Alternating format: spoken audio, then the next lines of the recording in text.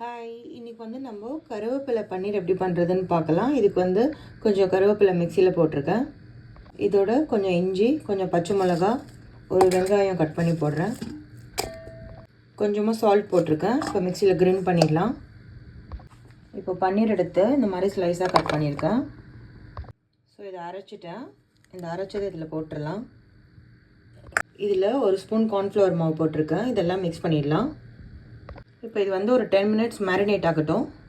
இப்போ நான் வந்து கடாயில் வந்து ஒரு ஸ்பூன் தனியா போட்டிருக்கேன், ஒரு ஸ்பூன் கடலைப்பருப்பு போட்டிருக்கேன், ஒரு 1/2 ஸ்பூன் ஜீரகம் போட்டிருக்கேன், 3 காஞ்ச மிளகாய் போட்டிருக்கேன், 2 பூண்டு போட்டிருக்கேன், தோல் உரிக்காமல் தான் போட்டிருக்கேன், ஒரு கப் ஃபுல்லாக கறி லீவ்ஸ் போட்டிருக்கேன். இதெல்லாம் நம்ம ஃப்ரை பண்ணிடலாம். இது வந்து நம்ம ஆயில் குத்தாமல் தான் ஃப்ரை பண்ணுறோம்.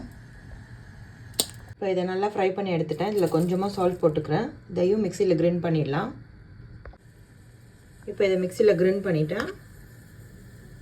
இப்போது தவாவில் ஆயில் ஊற்றி நம்ம மேரினேட் பண்ண பன்னீரை ஃப்ரை பண்ணலாம்.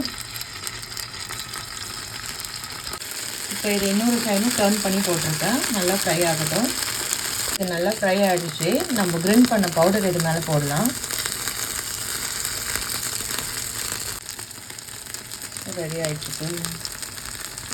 இப்போ நான் அடுத்த ஸ்டெப்பும் போட்டிருக்கேன். நான் கம்ப்ளீட் பண்ணிவிட்டு காட்டுறேன். ஒரு யம்மியான கருவேப்பிலை பன்னீர் ரெடி. சூப்பராக வந்திருக்கு. நீங்களும் இதே மாதிரி ட்ரை பண்ணுங்கள். மெயினாக இந்த சீசனிங் பொடி தான் சூப்பராக இருக்குது. Thank you so much.